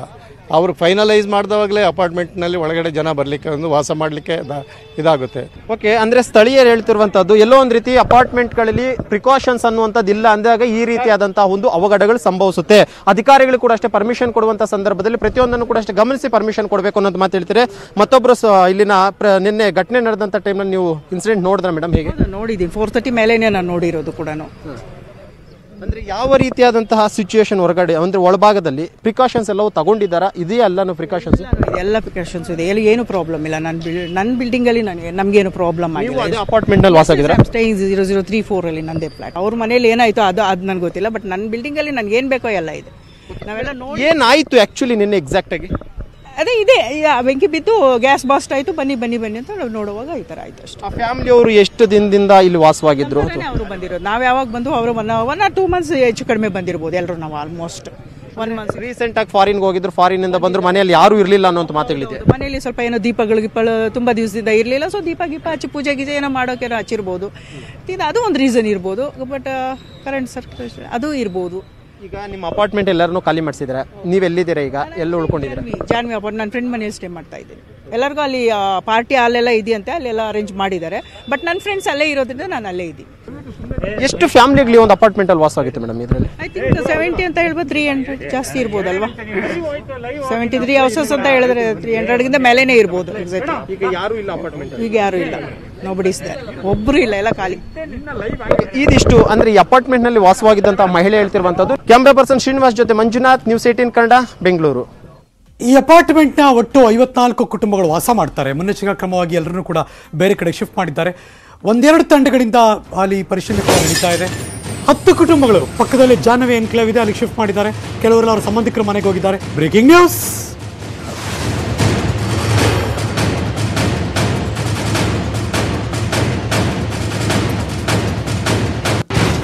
ಅಲ್ಲಿ 54 ಕುಟುಂಬ, ಅದರಲ್ಲಿ ಒಂದು ಸ್ವಲ್ಪ ಜನ ಜಾಹ್ನವಿ ಎನ್ಕ್ಲೇವ್, ಇನ್ನೊಂದಷ್ಟು ಜನ ಅವರ ರಿಲೇಟಿವ್ಸ್ ಮನೆಗೆ ಹೋಗ್ತೀವಿ ಅಂತ ಅವರೆಲ್ಲರಿಗೂ ಹೋಗಿದ್ದಾರೆ. ಬೇರೆ ಬೇರೆ ಕಡೆ ಮೂವ್ ಆಗಿದ್ದಾರೆ. ಬಿಕಾಸ್ ಇವತ್ತು ನಾಳೆ ತನಕ ಆಗ್ಬೋದು ಆ ರಿಪೋರ್ಟ್ ಎಲ್ಲ, ಅದ್ರ ಬಗ್ಗೆ ಇನ್ವೆಸ್ಟಿಗೇಷನ್ ಎಲ್ಲ. ಸೊ ಹಾಗಾಗಿ ಅವ್ರನ್ನ 1-2 ದಿನಗಳ ಮಟ್ಟಿಗೆ ಇಡೀ ಅಪಾರ್ಟ್ಮೆಂಟ್ ಖಾಲಿ ಮಾಡಿಸಿದ್ದಾರೆ. ಎಲ್ಲರನ್ನೂ ಕೂಡ ಪಕ್ಕದಲ್ಲಿರುವ ಜಾಹ್ನವಿ ಎನ್ಕ್ಲೇವ್ ಕಳಿಸಿದ್ದಾರೆ. ಈ ಕಡೆ ನೆನ್ನೆ ನಡೆದಂಥ ಪ್ರಕರಣ, 2 ಜೀವಗಳು ಹೊರಟೋಯ್ತು. ಇನ್ನು ಜಾಹ್ನವಿ ಎನ್ಕ್ಲೇವ್, ಅಲ್ಲೊಂದು 10 ಕುಟುಂಬ, ಇನ್ನು ಬೇರೆ ಬೇರೆ ರಿಲೇಟಿವ್ಸ್ಗಳ ಮನೆಗಳಿಗೆಲ್ಲ ಬೇರೆಯವರು ಕೂಡ ಹೋಗಿದ್ದಾರೆ. ನನ್ನ ಸಾಧ್ಯವಾಗಿ ಮಂಜು ಜಾಹ್ನವಿ ಎನ್ಕ್ಲೇವಿಂದ ಒಂದು ವಾಕ್ ಥ್ರೂ ಕಳಿಸ್ಕೊಟ್ಟಿದ್ದಾರೆ. ಓ ಟಿ ಯು ಮಂಜು. ನಿನ್ನೆ ಬೆಂಕಿ ಅವಘಡ ನಡೆದಂತಹ ಅಪಾರ್ಟ್ಮೆಂಟ್ ನಲ್ಲಿ ಸುಮಾರು 73 ಫ್ಲಾಟ್ಗಳಿದ್ದು ಅನ್ನೋದ್ರ ಬಗ್ಗೆ ಮಾಹಿತಿ ಇದೆ. 73 ಫ್ಲಾಟ್ಗಳಲ್ಲಿ ಸುಮಾರು 54 ಕುಟುಂಬಸ್ಥರು ವಾಸವಾಗಿದ್ರು. ನಿನ್ನೆ ಈ ಒಂದು ಘಟನೆ ನಡೆದಂತಹ ಬಳಿಕ 54 ಕುಟುಂಬಸ್ಥರನ್ನು ಕೂಡ ಅಷ್ಟೇ ಬೇರೆ ಒಂದು ಕಡೆಗೆ ಶಿಫ್ಟ್ ಮಾಡಿರುವಂತಹದ್ದು. ಇನ್ನು ದೃಶ್ಯದಲ್ಲಿ ನೋಡ್ತಾ ಇರಬಹುದು, ಇದು ಘಟನೆ ನಡೆದಂತಹ ಒಂದು ಅಪಾರ್ಟ್ಮೆಂಟ್. ಈ ಒಂದು ಅಪಾರ್ಟ್ಮೆಂಟ್ ನಲ್ಲಿದ್ದಂತಹ ಪ್ರತಿಯೊಬ್ಬರನ್ನು ಕೂಡ ಈಗಾಗಲೇ ಮುನ್ನೆಚ್ಚರಿಕೆ ಹಿನ್ನೆಲೆಯಲ್ಲಿ ಖಾಲಿ ಮಾಡಿದ್ದಾರೆ. ಖಾಲಿ ಮಾಡಿರುವಂತಹ ಕಾರಣ ಇಷ್ಟೇ, ಮತ್ತೊಂದು ಅಪಾರ್ಟ್ಮೆಂಟ್ ಅಲ್ಲಿ ಅದೇ ರೀತಿ ಅಂದ್ರೆ ಬೆಂಕಿ ಏನಾದರೂ ಹೋಗಬಹುದು ಆಗಬಹುದು, ಬೆಂಕಿ ಸಂಭವಿಸಬಹುದು ಅನ್ನುವಂಥ ಒಂದು ಮುನ್ನೆಚ್ಚರಿಕೆ ಹಿನ್ನೆಲೆಯಲ್ಲಿ ಅಪಾರ್ಟ್ಮೆಂಟ್ ನಲ್ಲಿರುವಂಥ ಎಲ್ಲರನ್ನೂ ಖಾಲಿ ಮಾಡಿದ್ರೆ ನೀವು ನೋಡ್ತಾ ಇರಬಹುದು. ಇದು ಸುಮಾರು 73 ಫ್ಲಾಟ್ಗಳಿರುವಂಥ ಒಂದು ಅಪಾರ್ಟ್ಮೆಂಟು. ಈ ಅಪಾರ್ಟ್ಮೆಂಟ್ ನಲ್ಲಿ ಸುಮಾರು 54 ಕುಟುಂಬಸ್ಥರು ಈ ಒಂದು ವಾಸವಾಗಿದ್ರು. ಸದ್ಯಕ್ಕೆ ಈ ಒಂದು ಅಪಾರ್ಟ್ಮೆಂಟ್ ನಲ್ಲಿರುವಂಥವ್ರು ಎಲ್ಲರನ್ನೂ ಕೂಡ ಈಗಾಗಲೇ ಖಾಲಿ ಮಾಡಿಸಿದ್ದಾರೆ. ಜೊತೆಗೆ ಖಾಲಿ ಮಾಡಿಸಿರುವಂತಹ ಅವರಲ್ಲಿ ಕೂಡ ಅಷ್ಟೇ ಒಂದಷ್ಟು ಜನರು ಈಗ ಸುಮಾರು 10ಕ್ಕೂ ಅಧಿಕ ಕುಟುಂಬಸ್ಥರನ್ನ ಈ ಅಪಾರ್ಟ್ಮೆಂಟ್ ನಿಂದ ಮುಂದ್ಗಡೆ ಇರುವಂತಹ ಜಾನ್ವಿ ಎನ್ಕ್ಲೇವ್ ಎನ್ನುವಂತ ಒಂದು ಅಪಾರ್ಟ್ಮೆಂಟ್ ಏನ್ ಕಾಣ್ತಾ ಇದೆ, ಈ ಒಂದು ಅಪಾರ್ಟ್ಮೆಂಟ್ ನಲ್ಲಿ ಒಂದಷ್ಟು ಜನರನ್ನ ಇರಿಸಿ ಅವ್ರಿಗೆಲ್ಲರೂ ಕೂಡ ಅಷ್ಟೇ ಊಟ ಆಗಿರ್ಬೋದು, ತಿಂಡಿ ವ್ಯವಸ್ಥೆ ಆಗಿರ್ಬೋದು ಎಲ್ಲವನ್ನು ಕೂಡ ಈಗಾಗಲೇ ಅಧಿಕಾರಿಗಳು ನೋಡ್ಕೊಂತಿದ್ದಾರೆ. ಮತ್ತೊಂದು ಕಡೆಗೆ ಇನ್ನುಳಿದಂತಹ ಕುಟುಂಬಸ್ಥರು ಕೂಡ ಅಷ್ಟೇ ಅವರವರ ಕುಟುಂಬಸ್ಥರು ಮತ್ತು ಅವರವರ ಸಂಬಂಧಿಕರ ಮನೆಗಳಿಗೆ ಈಗಾಗಲೇ ಹೋಗಿರೋದ್ರ ಬಗ್ಗೆ ಕೂಡ ಅಷ್ಟೇ ಪೊಲೀಸರು ಹೇಳ್ತಿರುವಂತಹದ್ದು. ಸದ್ಯಕ್ಕೆ ಪ್ರತಿಯೊಬ್ಬರ ಮಾಹಿತಿಯನ್ನು ಕೂಡ ಈಗಾಗಲೇ ಪೊಲೀಸರು ಸಂಗ್ರಹವನ್ನ ಮಾಡ್ತಿದ್ದಾರೆ. ಯಾಕಂದ್ರೆ ಈ ಒಂದು 54 ಕುಟುಂಬಗಳೇನಿತ್ತು, ಆ ಒಂದು 54 ಕುಟುಂಬಗಳು ಕೂಡ ಅಷ್ಟೇ ಎಲ್ಲಿದ್ದಾರೆ ಏನು ಅನ್ನೋದ್ರ ಬಗ್ಗೆ ಕೂಡ ಈಗಾಗಲೇ ಮಾಹಿತಿ ಸಂಗ್ರಹ ಮಾಡಕ್ಕೆ ಈಗಾಗಲೇ ಮುಂದಾಗ್ತಿರುವಂತಹದ್ದು. ಜೊತೆಗೆ ಈ ಒಂದು ಜಾನ್ವಿ ಎನ್ಕ್ಲೇವ್ ಏನಿದೆ ಇದರಲ್ಲಿ ಸುಮಾರು 10 ರಿಂದ 15 ಕುಟುಂಬದವರು ಇಲ್ಲಿ ಒಳಗಡೆ ಇರೋದಕ್ಕೆ ಆ ವ್ಯವಸ್ಥೆಯನ್ನ ಮಾಡ್ಕೋ, ಯಾಕಂದ್ರೆ ರಾತ್ರಿ ಆಗಿದ್ದಂತ ಕಾರಣಕ್ಕೋಸ್ಕರ ಅವರು ಮಲಗೋದಕ್ಕೂ ಯಾವುದೇ ರೀತಿ ತೊಂದರೆ ಆಗಬಾರ್ದು ಅನ್ನೋ ಕಾರಣಕ್ಕೋಸ್ಕರ ಈ ಜಾನ್ವಿ ಎನ್ಕ್ಲೇವ್ ಅನ್ನುವಂಥ ಒಂದು ಅಪಾರ್ಟ್ಮೆಂಟ್ ನಲ್ಲಿ ಸುಮಾರು 10ಕ್ಕೂ ಅಧಿಕ ಕುಟುಂಬಗಳಿಗೆ ಅಲ್ಲಿ ವ್ಯವಸ್ಥೆಯನ್ನು ಮಾಡಿಕೊಟ್ಟಿರುವಂಥದ್ದು. ಇನ್ನು ಉಳಿದಂತೆ ಎಲ್ಲರೂ ಕೂಡ ಅಷ್ಟೇ ಅವರವರ ಸಂಬಂಧಿಕರ ಮನೆಗಾಗಿರ್ಬೋದು, ಅವ್ರಿಗೆ ಯಾರು ಪರಿಚಯಿಸ್ತಿರೋದು ಅವರ ಮನೆಗಳಿಗೆ ಈಗಾಗಲೇ ಹೋಗಿರೋದ್ರ ಬಗ್ಗೆ ಮಾಹಿತಿಯನ್ನು ಈಗಾಗಲೇ ಪೊಲೀಸ್ ಮೂಲಗಳಿಂದ ಸಿಗ್ತಾ ಇರುವಂಥದ್ದು. ಒಟ್ಟಾರೆಗೆ ನಿನ್ನೆ ನಡೆದಂತಹ ಒಂದು ಘಟನೆ ಏನಿದೆ, ಆ ಒಂದು ಘಟನೆಯಿಂದ ಕಂಪ್ಲೀಟ್ ಆಗಿ ಅಪಾರ್ಟ್ಮೆಂಟ್ ಎಲ್ಲವನ್ನು ಕೂಡ ಈಗಾಗಲೇ ಖಾಲಿ ಮಾಡಿಸಿದ್ದಾರೆ. ಯಾಕಂದ್ರೆ ಮುನ್ನೆಚ್ಚರಿಕೆ ಕ್ರಮವಾಗಿ ಈ ರೀತಿ ಅಂತ ಒಂದು ಕೆಲಸವನ್ನು ಮಾಡಿದೀವಿ ಅಂತಾನೂ ಕೂಡ ಈಗಾಗಲೇ ಪೊಲೀಸ್ ಹೇಳ್ತಿರುವಂತದ್ದು. ಸದ್ಯಕ್ಕೆ ಒಂದು ಅಪಾರ್ಟ್ಮೆಂಟ್ ಎಲ್ಲವೂ ಕೂಡ ಅಷ್ಟೇ ಖಾಲಿ ಆಗಿದ್ದು ಇಲ್ಲಿದ್ದಂಥವರೆಲ್ಲರೂ ಕೂಡ ಅಷ್ಟೇ ಅವರ ಸಂಬಂಧಿಕರ ಮನೆಗೆ ಮತ್ತು ಯಾರು ಸಂಬಂಧಿಕರಿಲ್ಲ ನಮಗೆ ಅನ್ನುವಂಥವ್ರಿಗೆ ಪೊಲೀಸ್ ಇಲಾಖೆಯಿಂದಲೇ ಕೂಡ ಅಷ್ಟೇ ಅವರಿಗೆ ಬೇರೆ ಕಡೆ ಉಳ್ಕೊಳ್ಳೋದಕ್ಕೆ ಒಂದು ರೀತಿಯಂತ ವ್ಯವಸ್ಥೆಯನ್ನು ಕೂಡ ಈಗಾಗಲೇ ಮಾಡಿದ್ದಾರೆ. ಕ್ಯಾಮರಾ ಪರ್ಸನ್ ಶ್ರೀನಿವಾಸ್ ಜೊತೆ ಮಂಜುನಾಥ್, ನ್ಯೂಸ್ 18 ಕನ್ನಡ, ಬೆಂಗಳೂರು. ಕೊರೋನಾ ಜಾಗೃತಿ ಬಗ್ಗೆ ನೆಟ್ವರ್ಕ್ 18 ಫೆಡರಲ್ ಬ್ಯಾಂಕ್ ಸಹಯೋಗದಲ್ಲಿ ದೇಶದಾದ್ಯಂತ ನಾವು ಅಭಿಯಾನ ಮಾಡ್ತಿದ್ದೀವಿ. ವಾಟ್ಸಪ್ ಸಹಾಯವಾಣಿ ಕೂಡ ಇದೆ. ಯಾವುದೇ ಸಂದರ್ಭದಲ್ಲೂ ಕೂಡ ನೀವು ಮೆಸೇಜ್ ಮಾಡಿ ಉತ್ತರ ಪಡ್ಕೊಳ್ಬೋದು. ನಮ್ಮ ವಾಟ್ಸಪ್ ಸಹಾಯವಾಣಿ 7977773753 79 77 77 37 53. ವೆಬ್ಸೈಟ್ ಕೂಡ ಇದೆ www.moneycontrol.com/ಸಂಜೀವಿನಿ. Welcome back. ದುರಂತ ನಡೆದೇ ಹೋಯ್ತು, ಬೆಂಕಿ ಬಿತ್ತು, ಇಬ್ಬರು ಇದೀಗ ಸಜೀವ ದಹನ ಆಗೋದ್ರು. ಈ ಭೀಕರ ದುರಂತಕ್ಕೆ ಕಾರಣವಾಯ್ತಾ ರೂಲ್ಸ್ ಬ್ರೇಕ್ ಮಾಡಿದ್ದು ಅನ್ನೋ ಪ್ರಶ್ನೆ. ಅಪಾರ್ಟ್ಮೆಂಟ್ನಲ್ಲಿ ಸೇಫ್ಟಿ ಮೆಷರ್ಸ್ ವೈಫಲ್ಯನ, ಬಿಬಿಎಂಪಿ ನಿರ್ಲಕ್ಷ್ಯಕ್ಕೆ 2 ಜೀವಗಳು ಬಲಿಯಾಯ್ತಾ? ತಕ್ಷಣ ಬೆಂಕಿ ನಂದಿಸುವ ವಾಟರ್ ಲೈನ್ ವ್ಯವಸ್ಥೆ ಇರಬೇಕು, ಆದರೆ ಅಪಾರ್ಟ್ಮೆಂಟ್ನಲ್ಲಿ ಆ ವ್ಯವಸ್ಥೆ ಇರಲಿಲ್ಲ, ಯಾರು ಕೂಡ ಗಮನಿಸಿಲ್ಲ. ಪರ್ಮಿಷನ್ ಕೊಡೋರು ಹಾಗೆ ಕೊಟ್ಟರು. ಬೆಂಕಿ ನಂದಿಸೋ ಸಿಲಿಂಡರ್ ವ್ಯವಸ್ಥೆ ಅಲ್ಲಿಲ್ಲ, ಹಾಗಾಗಿ ಈ ಅನಾಹುತ ನಡೆದೋಯ್ತು. ತಪ್ಪಿಸ್ಬೋದಾಗಿತ್ತು. ಸೈರನ್ ವ್ಯವಸ್ಥೆ ಇರಬೇಕಾಗಿತ್ತು, ಅದು ಅಪಾರ್ಟ್ಮೆಂಟಲ್ಲಿಲ್ಲ. ಜನರನ್ನ ಎಚ್ಚರಿಸೋದಕ್ಕೆ ಯಾವುದೇ ರೀತಿಯ ಮುನ್ನೆಚ್ಚರಿಕಾ ಕ್ರಮಗಳಿಲ್ಲದೆ ಇರೋದ್ರಿಂದ ಈ ಅನಾಹುತ ಕೂಡ ನಡೆದೋಯ್ತು. Breaking news.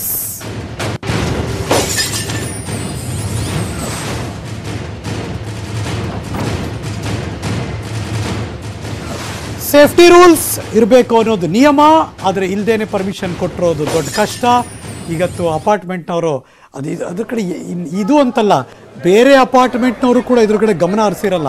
ಇವಾಗ ಒಂದಷ್ಟು ಆಲೋಚನೆ ಮಾಡ್ತಾರೆ, ಹೀಗೆಲ್ಲ ಯೋಚನೆ ಮಾಡಬೇಕು, ಈ ಥರ ಎಲ್ಲ ನಾವು ರೆಡಿ ಆಗಬೇಕು, ನಮ್ಮ ಅಪಾರ್ಟ್ಮೆಂಟಲ್ಲಿ ಇದೆಯಾ, ನಾವು ಗ್ರಿಲ್ ಹಾಕ್ಸಿದೀವಾ, ಅಲ್ಲೊಂಚೂರು ವೆಂಟಿಲೇಷನ್ ಥರ ಆಚೆ ಹೋಗೋ ಥರ ಮಾಡ್ಕೋಬೋದಾ?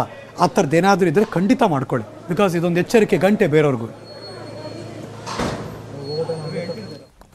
ಗಗನಚುಂಬಿ ಕಟ್ಟಡಗಳು, ಬಹುಮಹಡಿ ಕಟ್ಟಡಗಳು ನೋಡೋಕೆ ಒಳ್ಳೆ ಡಿಸೈನು, ಆರ್ಕಿಟೆಕ್ಟು ತುಂಬ ಚೆನ್ನಾಗಿರುತ್ತೆ. ಆದರೆ ಅವರೆಲ್ಲರಿಗೂ ಕೂಡ ಎಚ್ಚರಿಕೆ ಗಂಟೆನೆ. 13,000ಕ್ಕೂ ಹೆಚ್ಚು ಕಟ್ಟಡಗಳಲ್ಲಿ ಸುರಕ್ಷತೆ ಇಲ್ಲ. ನಿಯಮ ಉಲ್ಲಂಘಿಸಿದವರಿಗೆ ಕಾದಿದೆ ಅಪಾಯ. Breaking news.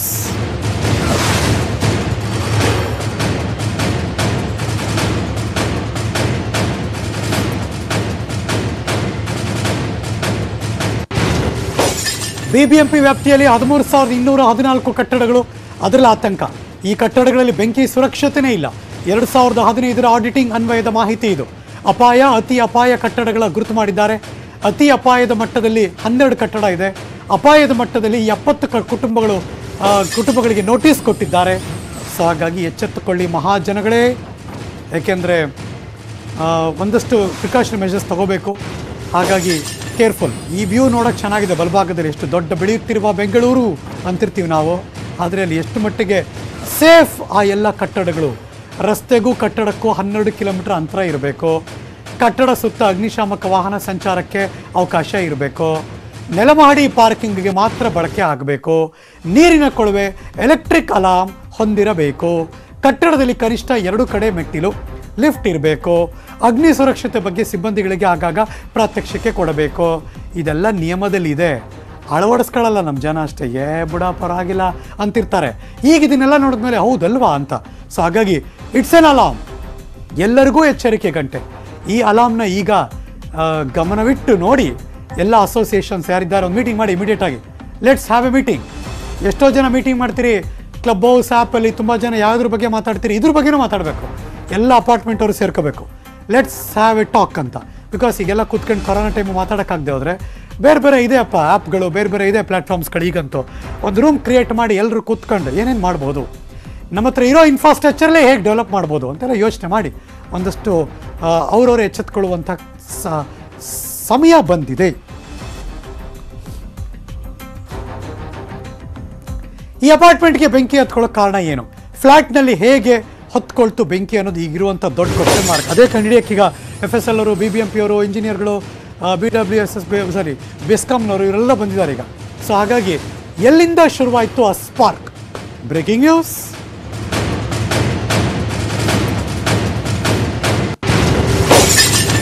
ಅದೇ ಬೇಕಾಗಿರೋ ರೀಸನ್ನು. ಎಲ್ಲ ತೊಗೊಂಡು ಹೋದ್ಮೇಲೆ ಇಟ್ ಟೇಕ್ಸ್ ಟೈಮ್. ಡೆಫಿನೆಟಾಗಿ ನಾಳೆ ಬೆಳಗ್ಗೆ ಹೇಳ್ಬಿಡಲ್ಲ ಅವರು, ಟೈಮ್ ತಗೋತಾರೆ ತುಂಬ. ಅದು ತುಂಬ ತಿಂಗಳಾಗಟ್ಟಲೆ ಆಗಬಾರ್ದು ಅಷ್ಟೇ. FSL team place crucial role ಈಗ. ಯಾಕೆಂದರೆ ಎಲ್ಲ ಫೋಟೋಸ್ ಮತ್ತು ಎಲ್ಲ ಮಾಹಿತಿಗಳನ್ನು ಮತ್ತು ಅಲ್ಲಿ ದಾಖಲೆಗಳನ್ನು, ಅಂದರೆ ಅದರ ಒಂದೊಂದು ಅವಶೇಷಗಳಿರುತ್ತಲ್ಲ ಅದೆಲ್ಲವನ್ನು ಸ್ಯಾಂಪಲ್ಸ್ ತೊಗೋತಾರೆ. 3 ತಂಡ, 10ಕ್ಕೂ ಹೆಚ್ಚು ಅಧಿಕಾರಿಗಳು ಎಲ್ಲ ತನಿಖೆ ಮಾಡ್ತಿದ್ದಾರೆ. ಎಲ್ಲ ತೊಗೊಂಡ್ಮೇಲೆ ಲ್ಯಾಬ್ಗೆ ತೊಗೊಂಡೋಗ್ತಾರೆ, ಅಲ್ಲಿ ಟೆಸ್ಟ್ ಮಾಡ್ತಾರೆ. ಬೆಸ್ಕಾಮ್, ಅಗ್ನಿಶಾಮಕ ದಳ, BBMP ಎಲ್ಲರೂ ಇದ್ದಾರೆ ಅಲ್ಲಿ. FSL ಎಲ್ಲ ಹೋಲ್ಸೇಲ್ ಆಗಿ ಎಲ್ಲ ತಂಡದವರು ಬಂದು ಬೆಳಗ್ಗೆಯಿಂದ ಇವತ್ತು ಇಡೀ ದಿನ ಅದೇ ಆಗುತ್ತೆ. ಅದು ಗ್ರೌಂಡ್ ಅಂದರೆ ವುಡ್ಡು, ಸ್ವಿಚ್ ಬೋರ್ಡ್ಗಳು, ಅಲ್ಲಿರೋ ಬೇರೆ ಬೇರೆ ಎಕ್ವಿಪ್ಮೆಂಟ್ಸ್ಗಳು, ಅದೆಲ್ಲದರ ಮಾಹಿತಿ ಕುಲಂಕುಷವಾಗಿ ತಗೋತಾರೆ. ಏನೇನು ಆಗಿರಬಹುದು, gas leak, gas cylinder blast, gas geyser ಬಾತ್ರೂಮಲ್ಲಿ ಇರುತ್ತಲ್ಲ, ಅಯ್ಯೋ ಅದರಿಂದ ತುಂಬ ಹೆಚ್ಚು ಕಡಿಮೆ ಆಗ್ಬಿಡುತ್ತೆ. ಶಾರ್ಟ್ ಸರ್ಕ್ಯೂಟು, ಫ್ರಿಡ್ಜು, ಯಾವುದೋ ಪ್ಲಗ್ಗು, ಈ ಥರ ಎನಿಥಿಂಗ್ ಎಲ್ಲಿ ಏನು ಬೇಕಾಗಿರ್ಬೋದು. ಜೊತೆಗೆ 2 ತಿಂಗಳು ಇಲ್ಲ, ಎಷ್ಟೋ ತಿಂಗಳುಗಳು ಇಲ್ಲ ಅಂದಾಗ ಒಂದಷ್ಟು ಎಲ್ಲ ಬಂದು ಏನೋ ಕಡಿದ್ಬಿಟ್ಟು ಹೋಗ್ಬಿಟ್ಟಿರ್ಬೋದು, ಜಿರಳೆ, ಇಲಿ, ಹೆಗಣ, ಇನ್ನೇನೇನು ಬೇಕಾರೋ. ಸೊ ಹಾಗಾಗಿ ಆ ಥರದ್ದು ಎಲ್ಲೇ ಏನೇ ಆಗಿದ್ರು ಎಲ್ಲವನ್ನೂ ಮಾಹಿತಿ ಸಂಗ್ರಹ ಮಾಡ್ತಾರೆ. ಸರ್ ಬೆಂಕಿ ಹತ್ಕೊಂಡ್ಬಿಟ್ರೆ ಹೆಂಗೆ ಗೊತ್ತಾಗುತ್ತೆ ಸರ್ ಅಂದರೆ ಗೊತ್ತಾಗುತ್ತೆ ಅವ್ರಿಗೆ, ಲ್ಯಾಬ್ ಅದಕ್ಕೋಸ್ಕರ ಇರೋದು. ಸೊ ಹಾಗಾಗಿ ಆ ಪೈಪು ಎಲ್ಲ ತೊಗೊಂಡೋಗ್ತಾರೆ. ಪೈಪಲ್ಲಿ ಅದು ಸುಟ್ಟಿರಬಹುದು, ಆದರೆ ಪೈಪಲ್ಲಿ ಕಡ್ದೋಗಿದ್ರೆ ಏನಾದರೂ ಗೊತ್ತಾಗುತ್ತೆ ಗೆ. ಸೊ ಹಾಗಾಗಿ ಎಲ್ಲವನ್ನು ಆ ಮಾಹಿತಿ, ಫೋಟೋಸ್ ಎಲ್ಲ ತೊಗೊಂಡು ಹೋಗಿ ಕುಲಂಕುಷವಾಗಿ ಮಾಹಿತಿಗಳನ್ನು ಸಂಗ್ರಹ ಮಾಡಿ ಅದನ್ನು ವಿಮರ್ಶೆಗೆ ಒಳಪಡಿಸಿ ತದನಂತರ ರಿಪೋರ್ಟ್ ಕೊಡ್ತಾರೆ. ದೇವರಿಗಚ್ಚಿದ ದೀಪ, ಫ್ರಿಡ್ಜ್ ಸ್ಫೋಟ. ಸೊ ಹಾಗಾಗಿ ಎಲ್ಲವನ್ನು ಮಾಹಿತಿ ತೊಗೋತಾರೆ. ಫ್ರಿಡ್ಜಲ್ಲೂ ಏನು ಗ್ಯಾಸ್ ತುಂಬ್ತಾರೆ. ಸೊ ಹಾಗಾಗಿ ಅಲ್ಲೇ ಆಗಿರ್ಬೋದಾ, ಎನಿಥಿಂಗ್ ಎಲ್ಲ ಕಡೆಯಿಂದಲೂ ಮಾಹಿತಿ ಸಂಗ್ರಹ ಮಾಡೋದಷ್ಟೇ ಅವ್ರ ಕೆಲಸ. ಅದಾದಮೇಲೆ ರಿಪೋರ್ಟ್ ಕೊಡ್ತಾರೆ.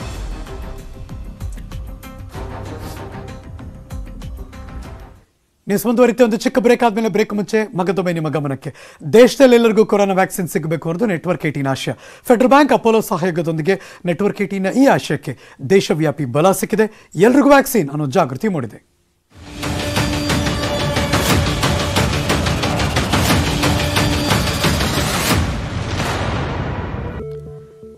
Welcome back. ರಾಜಕೀಯ ವಿಷಯಕ್ಕೆ ಬರೋಣ. ಆ ಕಡೆ ವರಿಷ್ಠರಿದ್ದಾರೆ, ಈ ಕಡೆ BS ಯಡಿಯೂರಪ್ಪನವರಿದ್ದಾರೆ. ಮಧ್ಯೆ ಬೊಮ್ಮಾಯಿಯವರು ಸಿಗಾಕೊಂಡಿದ್ದಾರೆ. ಅವರು ತೆಗಿರಿ ಅಂತಾರೆ, ಇವರು ಟಚ್ ಮಾಡಲೇಬೇಡಿ ಅಂತಾರೆ. CM ಅನ್ನ ಅಡ್ಡಕತ್ತರಿಯಲ್ಲಿ ಸಿಕ್ಕಾಕ್ಸಿದೆ ಆ 2 ವಿಷಯಗಳು. ಇದೀಗ ಬರ್ತಿರುವಂಥ ಬ್ರೇಕಿಂಗ್ ನ್ಯೂಸ್. ಆ 2 ವಿಷಯ ಯಾವುದು? BSY ಅವರು ಯಾಕೆ ಅದನ್ನು ಮುಟ್ಟಬೇಡಿ ಅಂತಾರೆ, ವರಿಷ್ಠರು ಯಾಕೆ ಅದನ್ನು ತೆಗೀರಿ ಅಂತಾರೆ, ಮುಖ್ಯಮಂತ್ರಿಗಳಿಗೆ ಯಾಕೆ ಅಡ್ಡಕತ್ತರಿ ಸಿಕ್ಕಾಕೊಂಡಿದ್ದಾರೆ? Breaking news.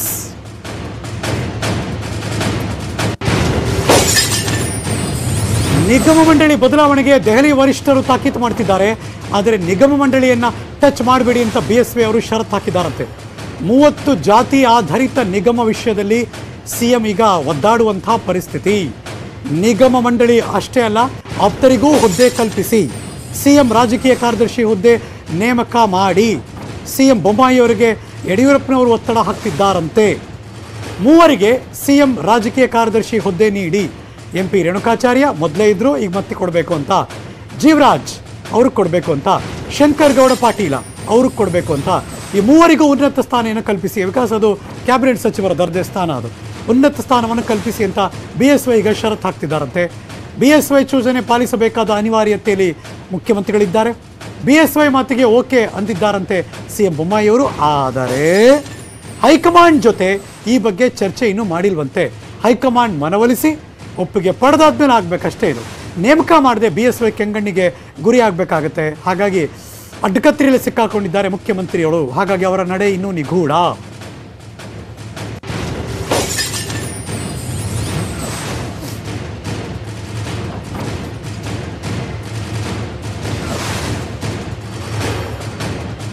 Let's see ಬೊಮ್ಮಾಯಿಯವರ stand ಏನು, ಅವ್ರು ಹೇಗೆ ಮುಂದೆ ಅದನ್ನು ತೂಗಿಸ್ಕೋತಾರೆ, ಬ್ಯಾಲೆನ್ಸ್ ಮಾಡ್ತಾರೆ. ತಕ್ಕಡೆ ಹಿಡ್ಕೊಂಡಿದ್ದಾರೆ. ಒಂದು ಕಡೆ ಹಿಂಗೆ ಭಾರ ಆಗ್ತಾ ಇದ್ರೆ ಇನ್ನೊಂದು ಕಡೆ ಮತ್ತೆ ಭಾರ ಆಗ್ತಾ ಇದೆ. ಇವರು ಬ್ಯಾಲೆನ್ಸ್ ಮಾಡೋಕ್ಕೆ ಆಗಲ್ಲ. ಒಬ್ರು ಕೆಳಗೆ ಮೇಲೆ ಯಾರು ಹಿಡ್ಕೊಂಡಿದ್ದಾರೋ ಮಧ್ಯ ಅದು ಕಷ್ಟ ಈಗ. ಸೊ ಹಾಗಾಗಿ ಆ ಬ್ಯಾಲೆನ್ಸನ್ನು ಹೇಗೆ ಮಾಡ್ತಾರೆ ಅನ್ನೋದು ಈಗಿರುವಂಥ ದೊಡ್ಡ ಪ್ರಶ್ನೆ. ಆಗಲೇ ಹೇಳ್ತಾನೆ ಅದೆಲ್ಲ ಬರ್ತಾ ಇದೆ ಈಗ. Let's see. ಅವರು ಬದಲಾವಣೆ ಕೇಳ್ತಿದ್ದಾರೆ, ಇವ್ರು ಮಾಡಬೇಡಿ ಅಂತಿದ್ದಾರೆ. ಒಂದಷ್ಟು ಹುದ್ದೆಗಳನ್ನು ಕೊಡಬೇಕು ಅಂತ ಯಡಿಯೂರಪ್ಪನವರು ಷರತ್ತು ಹಾಕಿದ್ದಾರೆ.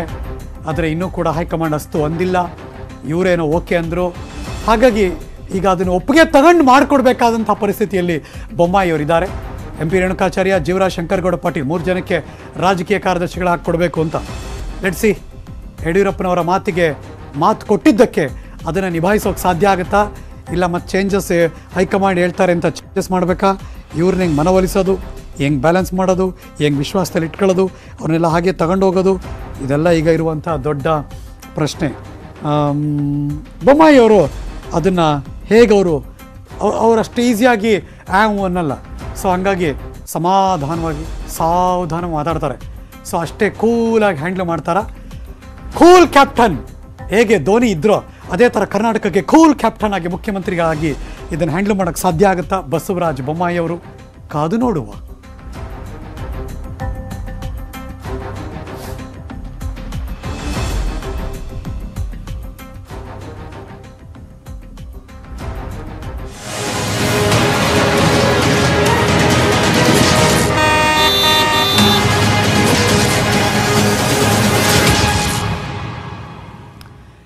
ಗೊತ್ತಲ್ಲ, ಪ್ರತಿದಿನ ಬೆಳಗ್ಗೆಯಿಂದ ರಾತ್ರಿ ತನಕ ಸೆಪ್ಟೆಂಬರ್ 1ನೇ ತಾರೀಕಿನ ಶುರು ಮಾಡಿದ್ದೀವಿ. #ಶಟ್ ದ ಪಾಟ್ಹೋಲ್ನ ಮುಚ್ಚಿಸುವಂಥ ಅಭಿಯಾನ ಇದು. ಮುಚ್ಚಿಸ್ತೀವಿ, ಮುಚ್ಚಿರೋದನ್ನು ತೋರಿಸ್ತೀವಿ. ನ್ಯೂಸ್ 18 ಅಭಿಯಾನದ ಮೆಗಾ ಇಂಪ್ಯಾಕ್ಟ್ ಆಯಿತು. ಗುಂಡಿಗಳೇ ತುಂಬಿತ್ತು. ಈಗ ಡಾಂಬರ್ ಹಾಕೋ ಕೆಲಸ ಶುರುವಾಗಿದೆ. ಮಿಂಟೋ ಆಸ್ಪತ್ರೆಯ ಸರ್ಕಲ್ ಬರೀ ಗುಂಡಿಮಯ ಆಗಿತ್ತು. ಈಗ ಹೊಸ ರೂಪ ಸಿಗ್ತಾ ಇದೆ. ಮಿಂಟೋ ರಸ್ತೆಯಲ್ಲಿ ಕಿಲ್ಲರ್ ಗುಂಡಿಗಳಿತ್ತು. ಈ ಬಗ್ಗೆ ನಾವು ಕೂಡ ರಿಪೋರ್ಟ್ ಮಾಡಿದ್ವಿ. ಈಗ BBMPಯವರು ಡಾಂಬರೀಕರಣ ಮಾಡಿ ಹೊಸ ರೂಪ ಕೊಡ್ತಿದ್ದಾರೆ. ಹೇಗೆ ರಾತ್ರೋರಾತ್ರಿ ಗುಂಡಿಗಳನ್ನು ಮುಚ್ಚಿಸ್ತಾ ಇದ್ದಾರೆ BBMPಯವರು.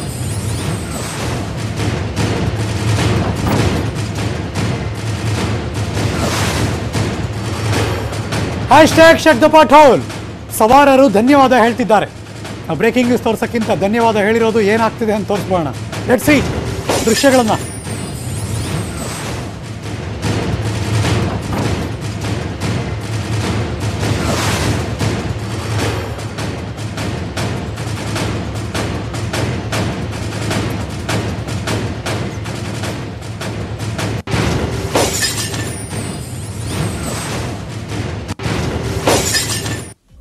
ಬಂತು. ಇದು ಈಗ ಡಾಂಬರೀಕರಣ ಆಗಿರುವಂಥ ಮಿಂಟೋ ಆಸ್ಪತ್ರೆಯ ಮುಂಭಾಗ ಸರ್ಕಲ್. Good, appreciated. ಈಗ ನ್ಯೂಸ್ 18 ಕನ್ನಡದ ಬಹುದೊಡ್ಡ ಅಭಿಯಾನ. ಬೆಂಗಳೂರಿರೋ ಎಲ್ಲ ಗುಂಡಿನೂ ಮುಚ್ಚಿಸಬೇಕು. ಉತ್ತರ, ದಕ್ಷಿಣ, ಪೂರ್ವ, ಪಶ್ಚಿಮ, ಈಶಾನ್ಯ, ನೈಋತ್ಯ, ಆಗ್ನೇಯ, ವಾಯುವ್ಯ 8 ದಿಕ್ಕುಗಳಲ್ಲಿ 8 ವಲಯಗಳಲ್ಲಿ ಎಲ್ಲಿದ್ರೂ ಆ ಗುಂಡಿ ಮುಚ್ಚಿಸಬೇಕು ಅಂತ ಶುರು ಮಾಡಿದ್ದೀವಿ. 22 ದಿನದಿಂದ ಮಾಡ್ತಾನೆ ಇದ್ದೀವಿ. 1000ಕ್ಕೂ ಹೆಚ್ಚು ಗುಂಡಿಗಳನ್ನು ಮುಚ್ಚಿಸಿದ್ದೀವಿ. ಇನ್ನೊಂದು 1000 ಇದೆ, ಅದನ್ನು ಮುಚ್ಚಿಸ್ತೀವಿ. ಎಲ್ಲೆಲ್ಲಿ ಮುಚ್ಚಿದಾರೋ ಅದನ್ನು ತೋರಿಸ್ತೀವಿ. ಹಾಗಾಗಿ ಇದು ಇಂಪ್ಯಾಕ್ಟ್ ಸ್ಟೋರಿ. ಮಿಂಟೋ ಆಸ್ಪತ್ರೆಯ ಮುಂಭಾಗ ಸರ್ಕಲ್ ಅಲ್ಲಿ 10 ಗುಂಡಿಗಳು. 10 ಅಲ್ಲ, ಎಷ್ಟೊಂದಿತ್ತು ನನ್ನ ಪ್ರಕಾರ. ಬರೀ 10, 20, 30 ಅಲ್ಲ, ಇನ್ನು ಜಾಸ್ತಿನೇ ಇತ್ತು. ಎಲ್ಲಿಂಗೆ ಹೋದ್ರು ಹಿಂಗೆಲ್ಲ ನುಕ್ಕೊಂಡು ಹೋಗ್ಬೇಕಾಗಿತ್ತು. 2 ವೀಲರು ಬೇರೆ ಹೋದರೆ. ನನ್ನ ಸಹೋದ್ಯೋಗಿ ಗಂಗಾಧರ್ ವಾಗಟ ಒಂದು ವಾಕ್ ಥ್ರೂ ಮಾಡಿದ್ದಾರೆ. Over to you Gangadhar.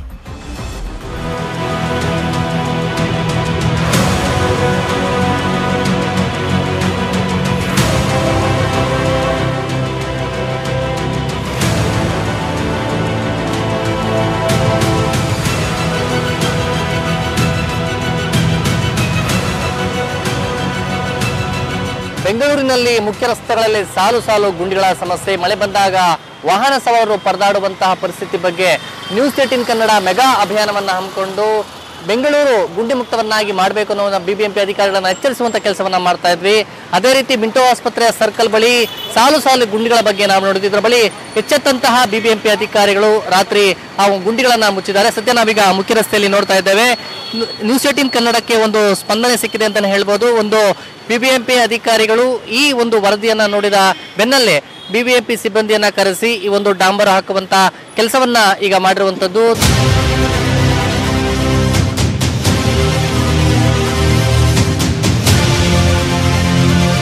ಸದ್ಯ ಈ ಒಂದು ದೃಶ್ಯವನ್ನ ಏನು ನೋಡ್ತಾ ಇದ್ದೀವಿ, ಇಲ್ಲಿ ಮೊನ್ನೆ ಮಳೆ ಬಂದಂತಹ ಸಂದರ್ಭದಲ್ಲಿ ದೊಡ್ಡ ದೊಡ್ಡ ಗುಂಡಿಗಳಿತ್ತು. ಇಲ್ಲಿ ಬೈಕ್ ಸವಾರರು ಕೂಡ ಬಂದಂತಹ ಸಂದರ್ಭದಲ್ಲಿ ಪರದಾಡುವಂತಹ ಪರಿಸ್ಥಿತಿ ಕೂಡ ಇತ್ತು. ಈ ಒಂದು ನಿಟ್ಟಿನಲ್ಲಿ ಇಲ್ಲಿ ಈ ಒಂದು ಸ್ಥಳವನ್ನ ನೋಡ್ತಾ ಇದ್ದೀರಿ. ಈ ಸ್ಥಳ ಸಂಪೂರ್ಣವಾಗಿ ಗುಂಡಿ ಆವೃತವಾಗಿತ್ತು. ಆದರೆ ನಿನ್ನೆ ರಾತ್ರಿ ಈ ಒಂದು ಗುಂಡಿಯನ್ನ ಮುಚ್ಚಿದ್ದಾರೆ. ಜೊತೆಗೆ ಸಾಲು ಅಂದ್ರೆ ಸಂಪೂರ್ಣವಾಗಿ ನೋಡಬಹುದು. ನಿಮ್ಗೆ ಅಲ್ಲಲ್ಲಿ ಒಂದು ಡಾಂಬರ್ ಹಾಕಿರುವಂತಹ ದೃಶ್ಯಾವಳಿ ಕಾಣಿಸ್ತಾ ಇದೆ. ಬೈಕ್ ಸವಾರರು ನೋಡಿ, ಈ ಒಂದು ಸ್ಥಳದಲ್ಲಿ ಬಂದಂತಹ ಸಂದರ್ಭದಲ್ಲಿ ಬೈಕ್ ಸವಾರರು ಕೂಡ ಇಲ್ಲಿ ಬೀಳುವಂತದ್ದು, ಮಳೆ ಬಂದ ಸಂದರ್ಭದಲ್ಲಿ ಬೀಳ್ತಾ ಇದ್ರು. ಆದ್ರೆ ಈಗ ಡಾಂಬರ್ ಹಾಕಿದ್ದು ಈಗ ಸುಲಭವಾಗಿ ವಾಹನ ಸವಾರರು ಓಡಾಡುವಂತಹ ದೃಶ್ಯಾವಳಿಯನ್ನ ನಿಮ್ಗೆ ತೋರಿಸ್ತಾ ಇದ್ದೇವೆ.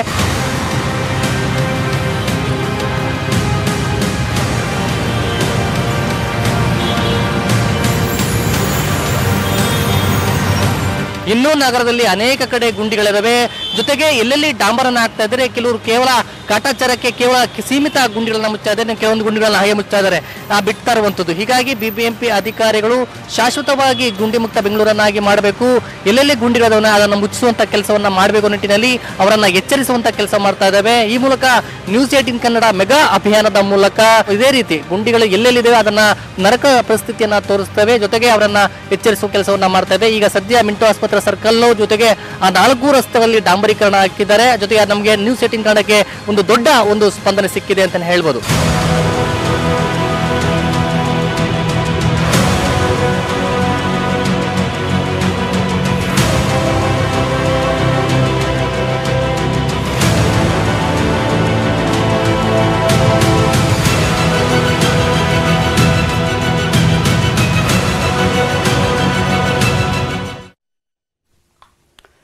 ಬಹಳ ಆಶ್ಚರ್ಯ ಅನ್ಸುತ್ತೆ ಇದನ್ನು ನೋಡಿದ್ರೆ.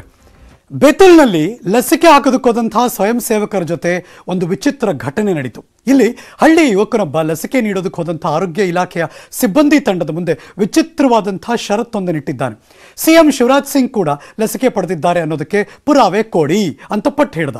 ಸಾಕ್ಷ್ಯ ಕೊಟ್ಟರಷ್ಟೇ ನಾನು ಮತ್ತು ನನ್ನ ಸ್ನೇಹಿತರು ಲಸಿಕೆ ತೆಗೆದುಕೊಳ್ತೀವಿ ಅಂತ ಹೇಳಿದ್ದಾನೆ. ಅಂತಿಮವಾಗಿ ಗೆಲುವು ಸ್ವಯಂ ಸೇವಕರದ್ದೇ ಆಯಿತು. ಯುವಕ ಮತ್ತು ಅವನ ಸ್ನೇಹಿತರಿಗೆ ಲಸಿಕೆ ಕೂಡ ಹಾಕಿದ್ರು. ಹೇಗೆ ಸ್ಟೋರಿ ನೋಡಿ.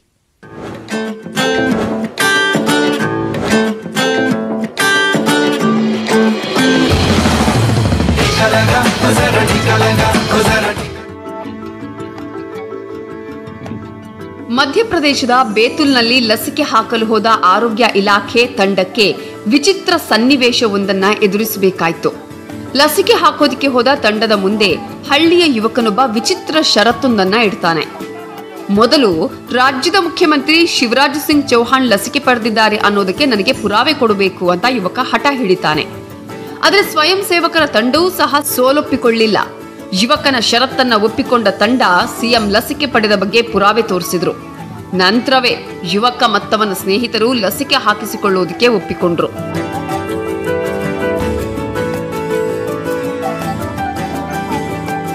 देखिए, मुख्यमंत्री जी ने भी वैक्सीन लगाई है और अब आपको भी वैक्सीन लगानी पड़ेगी, क्योंकि शर्त उसकी यही थी कि मुख्यमंत्री जी ने यदि वैक्सीन लगा ली है तो वह भी लगाएगा।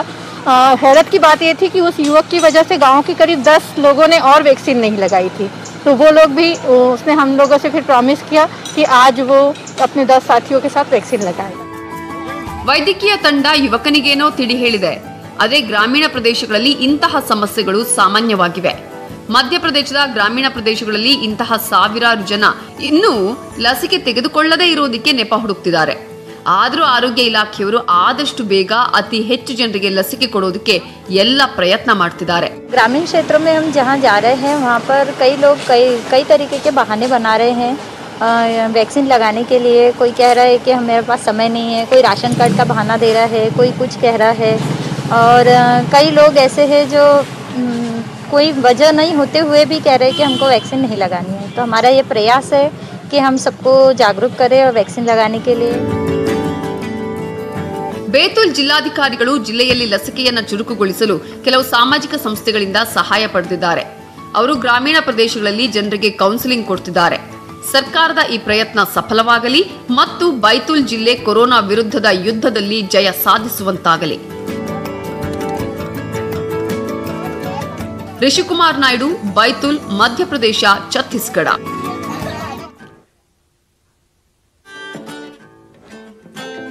ಇಲ್ಲಿಗೆ ಈ ಕ್ಷಣದ ನ್ಯೂಸ್ ಮುಗಿಸಿ ನಾನು ಹೋಗಿ ಬರ್ತೀನಿ, ಮತ್ತೆ ಸಿಗ್ತೀನಿ ಮುಂದಿನ ಸುದ್ದಿಗಳಲ್ಲಿ. ಆದರೆ ಪಕ್ಕಾ ನ್ಯೂಸ್ಗೆ ನೀವು ಯಾವಾಗಲೂ ನೋಡ್ತಾ ಇರಿ ನ್ಯೂಸ್ 18 ಕನ್ನಡ.